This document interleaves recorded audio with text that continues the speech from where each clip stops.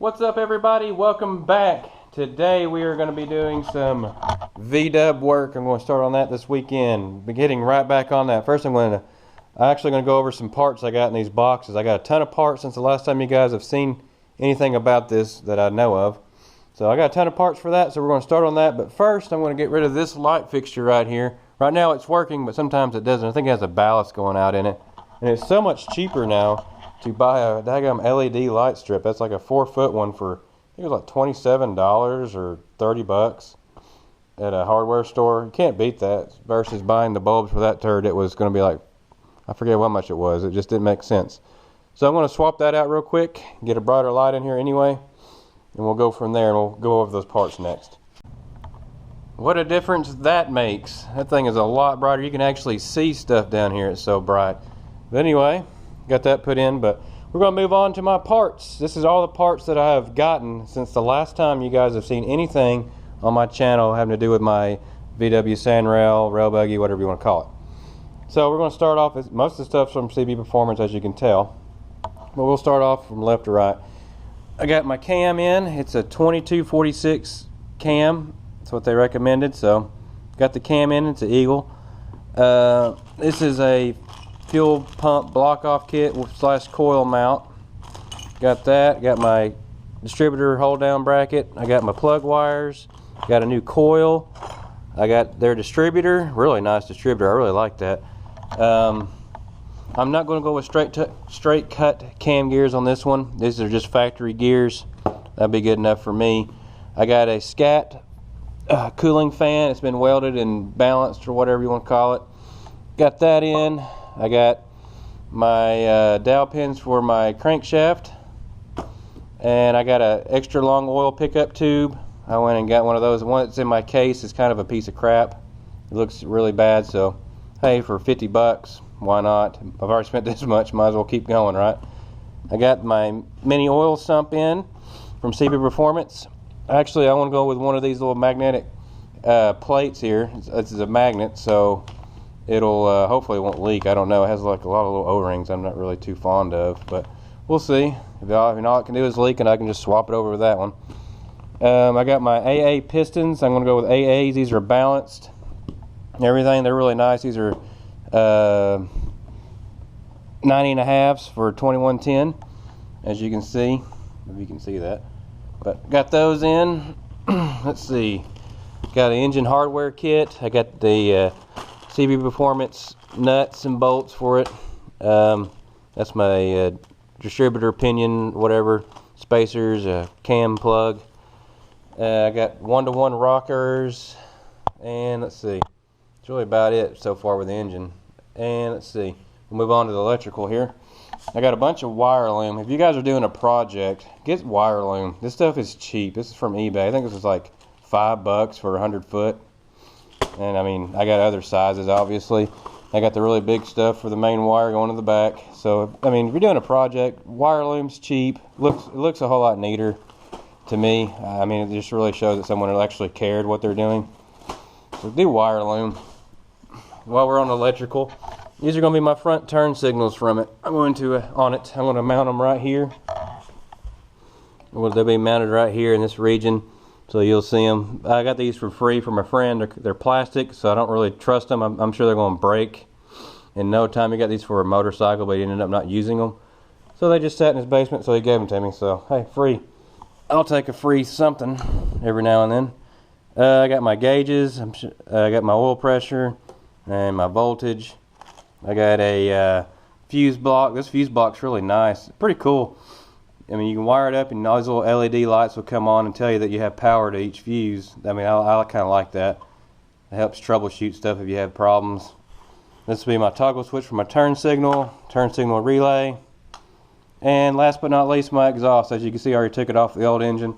I'm actually going to sandblast that and clean all the old rust off of it and sand it down and get it ready. And I'm going to paint it with this grill paint. I've had good luck out of this stuff before, so that's what I'm going to do with that. And then when I get done with it, I'm actually going to wrap it with this heat wrap. I've done that before on a lot of stuff. I think it's going to look pretty cool on there. So got that. That's basically everything I've gotten. I got more parts ordered. Try not to break the bank. This is like about, I don't know, over $1,000 something in parts right here. Almost $2,000 almost in parts actually right here. As much as I hate to say it, but don't tell Marissa. I had to bust out my little kerosene diesel radiator here. It got kind of chilly in here. It's like 52 degrees. Yesterday it was sunny and 70 to 72 degrees out. Today it's 35 and it was just snowing. It just quit. Gotta love this time of year in March. Alright, so we're going to get started wiring this thing. I need to get some more relays. I don't have a couple of relays, but that's not a big deal. I can get those later. So what we're going to do, I'm going to start mounting my gauges and figuring out where I want to put my gauges on my console here, and switches and ignition switch. So I'm going to get all that stuff together, get it all ready. We'll mark where I can and can't see it, because you can see the shifter blocks part of it, but not a big deal. So I'm going to get all my stuff together, my little indicator lights and my switches and blah blah blah. Well, I'm back, day 2. I actually left early yesterday because it started snowing really bad here, and I didn't want my son's nurse to be driving in that. But I'm down here and I got my part of my old wiring harness. I'm dissecting it, going through it. I actually drew me out a wiring schematic here. I'm going to go over all that.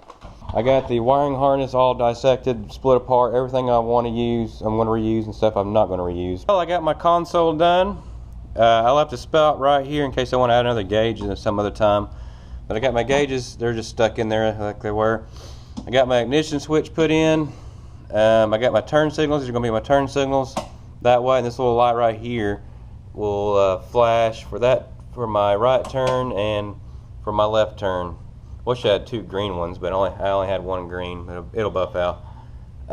These will be my headlights. I got my up will be high beams and down low will be low beams. These will be my tail lights. I can just flip it up. I thought about getting a switch and pulling it out, but I still would have to wire up a high and low switch, so I just did it this way because I already had these switches anyway, so saved me a little money.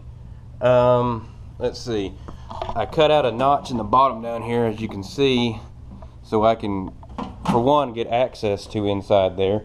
2, so I can mount my I'm going to mount my fuse block right here in the floor right here. There's little holes right there in the center, as you can see, for the fuse block. So I'm going to mount it right here in the center, right where that was. You can see my little line of, my little scribe I did where it needs to be right there. I'm going to mount it right there, and that'll fit down over that. A little quick tip I'll show you guys. When you're wiring up stuff, and I mean, a lot of guys you'll see, they'll just wire it straight to wherever, but they don't have any give in the wire. So a lot of times it'll either rattle its way loose, or you'll just have bad connections because it's just stretched.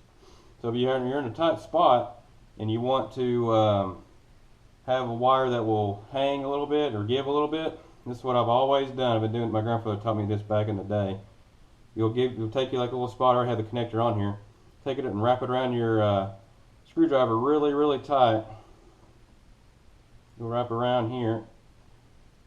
I'll just do it like this. We'll not do that much. You'll see that.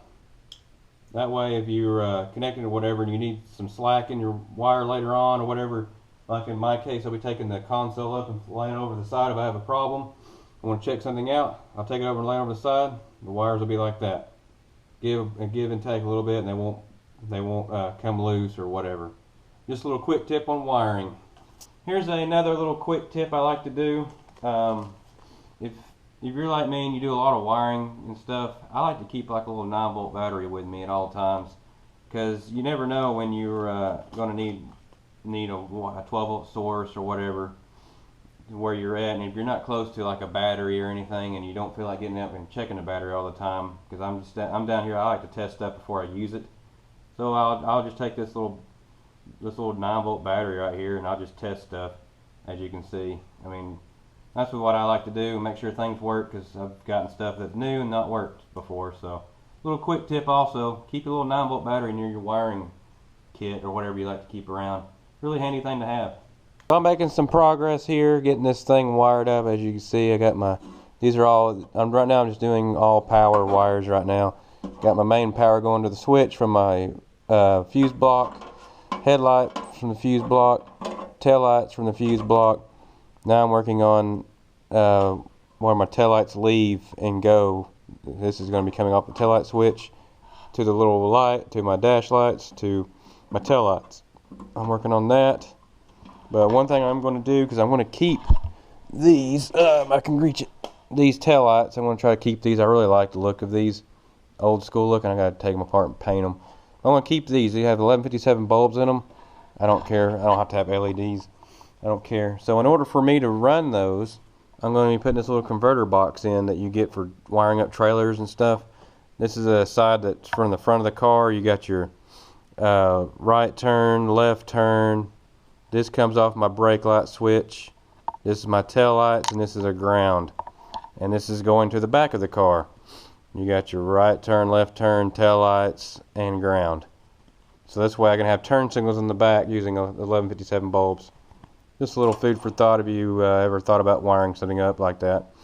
So, and you want to run just one tail light on each side instead of running two tail lights. I got on each side. I got one on each side still.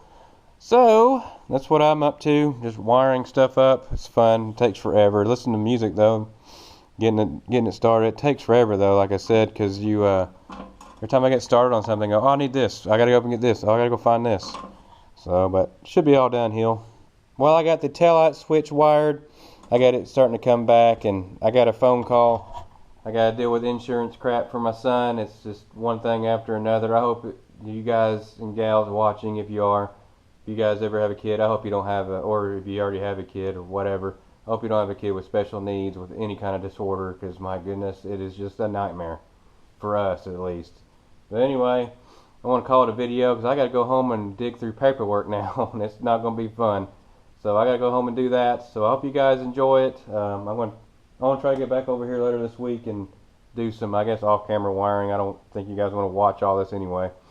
So I'm going to do that. So like I said before, though, get out there and build your dream car, whatever it is, whatever it may be, or take your dream vacation, go sightsee, go do whatever. Get out and do it. Don't sit around like everybody else watching whatever. Get out and do it. Just do what you got to do. Do what you always want to do. As long as you can afford it, do it.